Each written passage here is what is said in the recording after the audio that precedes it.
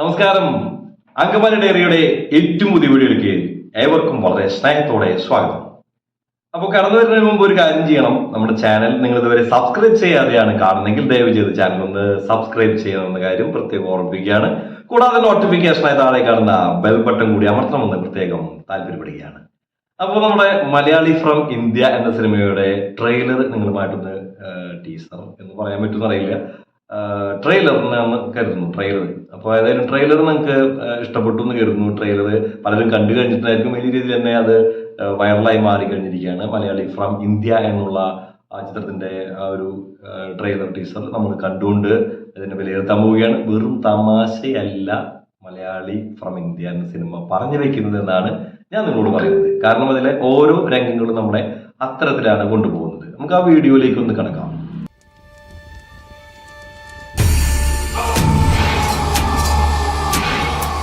മൂത്തവനെ മുത്തപ്പന്റെ മുമ്പിൽ കൊണ്ടുവരാ പറഞ്ഞിട്ട് ഇവിടെ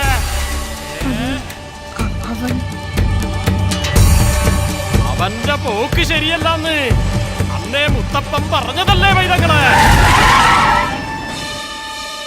ചക്രവ്യൂഹത്തിലകപ്പെട്ട അഭിമന്യുവാണവൻ.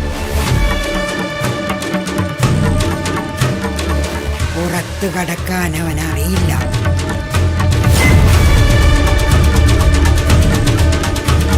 കരുതിയിരിക്കാൻ പറയണം.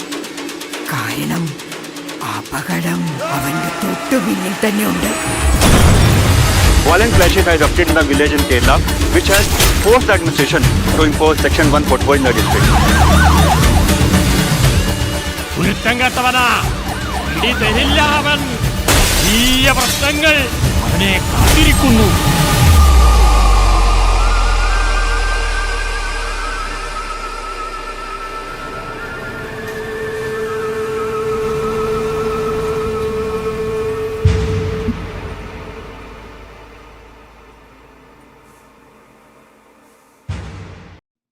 എന്തൊക്കെ കണ്ടേ? ഞാനിത് ഒരു വട്ടമല്ല കണ്ടേട്ടാ, 1-2 വട്ടം കണ്ടതിന് ശേഷം നിങ്ങളുടെ മുമ്പിലായിരിക്കുന്നത്. കാരണം സമയം എടുത്തുല്ലോ, ഒരുപാട് സമയം എടുത്തിട്ട് തന്നെ നമ്മൾ കണ്ട ഒരു വീഡിയോയാണിത്. അപ്പൊ നമുക്ക് വിഷയത്തിലേക്ക്,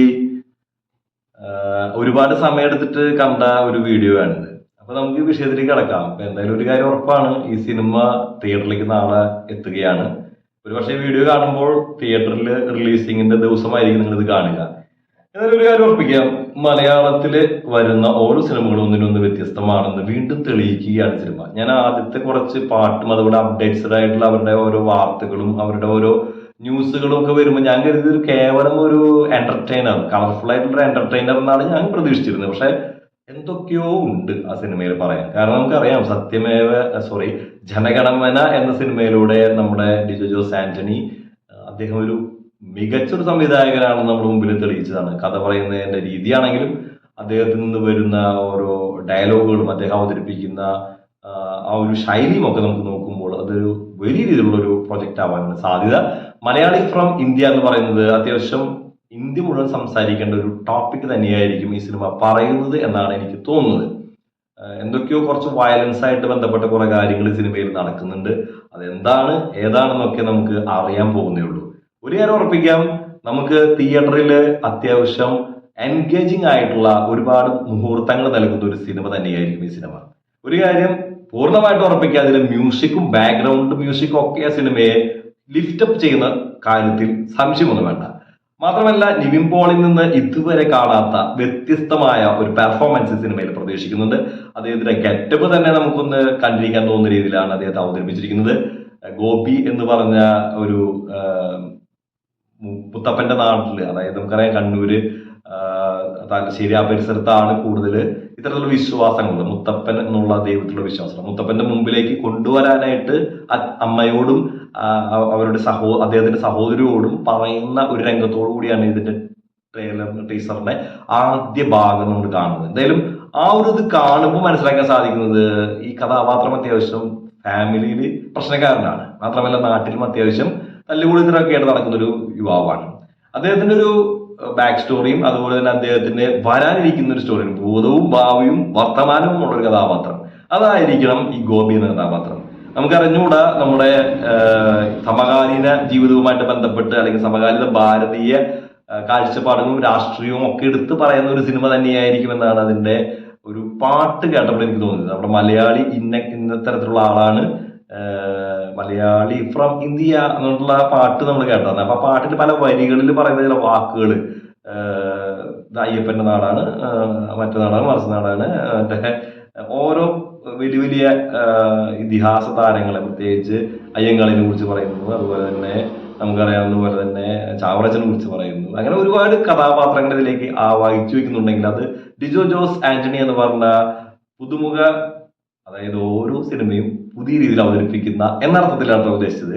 3 സിനിമകളാണ് അദ്ദേഹത്തിനായിട്ട് വന്നിരിക്കുന്നത്. 3ാമത്തെ സിനിമയാണ് നാളെ ഇറങ്ങാൻ പോകുന്നത്. എന്റെ അറിവിൽ കേട്ടോ, അതിന് തെറ്റുണ്ടെങ്കിൽ ക്ഷമിക്കണം, തിരുത്തണം. അപ്പൊ ഏതായാലും ഡിജോ ജോസ് ആന്റണി എന്ന പുതിയ രീതിയിൽ നമ്മുടെ മുമ്പിലേക്ക് കഥകൾ അവതരിപ്പിക്കാൻ ആഗ്രഹിക്കുന്ന ആ ഒരു യുവാവിനെ സംബന്ധിച്ചിടത്തോളം, ആ സംവിധായകനെ സംബന്ധിച്ചിടത്തോളം ഇതൊരു മികച്ചൊരു അവസരം തന്നെയാണ്. നിവിൻ പോളിക്കും ഇതൊരു മികച്ച അവസരമാണ്. കാരണം വർഷങ്ങൾക്ക് ശേഷം വന്ന സിനിമയിലൂടെ അദ്ദേഹത്തിന്റെ ഗംഭീരമായിട്ടുള്ള ഒരു തിരിച്ചുവരവ് അദ്ദേഹം ഇവിടെ പോയിട്ടൊന്നുമില്ല. പക്ഷെ അദ്ദേഹത്തിന് ചില സെലക്ഷനിൽ വന്ന പാളിച്ചകളൊക്കെ തിരുത്തിക്കൊണ്ട് 2024 തന്റേതാക്കി മാറ്റാനുള്ള അദ്ദേഹത്തിന്റെ ശ്രമമാണ് ഈ സിനിമ എന്ന് നമുക്ക് നിസ്സംശയം കരുതാം. തിയേറ്ററിൽ നാളെ നമ്മളും ഫസ്റ്റ് ഷോ കാണാൻ തയ്യാറാണ്. ഈ ഐനോക്സിലാണ് നാളെ കാണാൻ ടിക്കറ്റ് കിട്ടിയിരിക്കുന്നത്. 11:40 ഷോക്ക് കണ്ടു കഴിഞ്ഞതിന് ശേഷം ഞാൻ നിങ്ങളുമായിട്ട് ഇതിന്റെ വിശേഷങ്ങൾ പങ്കുവെക്കെത്തുന്നതായിരിക്കും. ഏതായാലും മലയാളി ഫ്രം ഇന്ത്യ നിങ്ങളൊന്നും തിയേറ്ററിൽ പോയി ഒന്ന് കാണുക. അത്യാവശ്യം ഫ്രഷ്നെസ് നൽകുന്ന ഒരു കഥയായിരിക്കും, സിനിമയായിരിക്കും എന്ന് പ്രതീക്ഷിക്കുകയാണ്. അപ്പോൾ നിവിൻ പോളിയുടെ ഗംഭീരമായിട്ടുള്ള പെർഫോമൻസും ഡിജോ ജോസ് ആന്റണിയുടെ മികച്ച അവതരണവും കൂടി ചേരുമ്പോൾ ഈ സിനിമ എല്ലാവർക്കും ഇഷ്ടപ്പെടുന്ന ഒരു സിനിമയായി മാറുമെന്ന് കരുതുന്നു. ചിത്രത്തിൽ ഒരു ഒട്ടനവധി ഗാനങ്ങളുണ്ട്, 5-6 ഗാനങ്ങൾ ചിത്രത്തിലുണ്ട്. അനശ്വര രാജനെ നായികയായിട്ട് എത്തുന്നത് അവരുടെ റോൾ എന്താണെന്നൊക്കെ നമുക്ക് അറിയാൻ പോകുന്നേ ഉള്ളൂ. മഞ്ജു മുകുന്ദനൊക്കെ മാറി മഞ്ജു പിള്ളയാണ് ഇപ്പോ. മഞ്ജു പിള്ള എന്ന് പറഞ്ഞ ഹൃദയസ്ഥയായ നടി, അത്രമാത്രം മനോഹരമായിട്ട് തന്നെ കഥാപാത്രം അവതരിപ്പിക്കുന്ന നടിയാണ് ഈ ചിത്രത്തില് അദ്ദേഹത്തിന്റെ അമ്മയായിട്ട് എത്തുന്നത്. അവരുടെ മികച്ച പ്രകടനം നമുക്ക് സിനിമയിൽ പ്രതീക്ഷിക്കാം. മാത്രമല്ല അതില് സലീം കുമാറിന്റെ ഒരു മികച്ച ഒരു കഥാപാത്രത്തെ നമുക്ക് ആ സിനിമയിൽ കാണാൻ സാധിക്കുന്നുണ്ട്. ഇത് മാത്രമല്ല പല താരങ്ങളും ഈ സിനിമയിലുണ്ട്, ഒരുപാട് താരങ്ങൾ ഈ സിനിമയിലുണ്ട്. ധ്യാൻ ശ്രീനിവാസൻ ഇതില് പതിവ് പോലെ തന്നെ ഒരു വാലായിട്ട് കഥാപാത്രത്തിന്റെ നായകന്റെ വാലായിട്ട് എത്തുന്നുണ്ട്. അപ്പൊ നമുക്ക് ചിരിക്കാനുള്ള വകുപ്പ് ഈ 2 പേരും കൂടി ഉണ്ടാക്കുന്ന കാര്യം സംശയമൊന്നും വേണ്ട. ത്രില്ലടിപ്പിക്കാനും നമ്മളെ പോകുന്ന തരത്തിലായിരിക്കും സിനിമയുടെ തിരക്കഥ എന്നാണ് ഞാൻ വിലയിരുത്തുന്നത്. എന്തായാലും ഇതൊരു സിനിമയ്ക്ക് മുമ്പുള്ള ഒരു പ്രീ റിവ്യൂ ആയിട്ട് കാണണം. എൻ്റെ ഒരു കാഴ്ചപ്പാടുകളാണ്. ഇതൊരു പക്ഷേ ഏകദേശം ശരിയായി വരാം. ഏതായാലും ഒരു കാര്യം ഓർപ്പിക്കാം, നിവിൻ പോളിയുടെ ഗംഭീരമായിട്ടുള്ള ഒരു പ്രകടനം ഈ സിനിമയിൽ പ്രതീക്ഷിച്ചുകൊണ്ട് നിർത്തുന്നു. ഈ വീഡിയോ നിങ്ങൾക്ക് ഇഷ്ടമായി കരുതുന്നു. വീഡിയോയെ കുറിച്ചുള്ള നിങ്ങളുടെ അഭിപ്രായങ്ങൾ താഴെ കാണുന്ന കമന്റ് ബോക്സിൽ ദയവ് ചെയ്ത് രേഖപ്പെടുത്തുക. മറ്റൊരു വീഡിയോയുമായി നമുക്ക് വീണ്ടും കാണാം. അതുവരെ എല്ലാവർക്കും ബൈ ബൈ.